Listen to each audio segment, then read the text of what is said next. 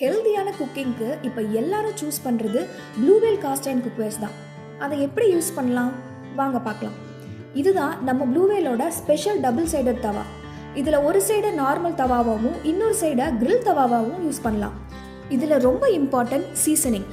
எந்த cost iron பாத்திரமா இருந்தாலும் அதை ப்ராப்பராக சீசனிங் பண்ணிட்டு தான் யூஸ் பண்ணணும். ஃபர்ஸ்ட் இந்த தவாவை 2 சைடும் சோப் வச்சு நல்லா வாஷ் பண்ணிடுங்க. அதை அடுப்பில் வச்சு ஹீட் பண்ணிவிட்டு ஃபியூ ட்ராப்ஸ் ஆயில் விட்டு நல்லா கோட் பண்ணுங்க.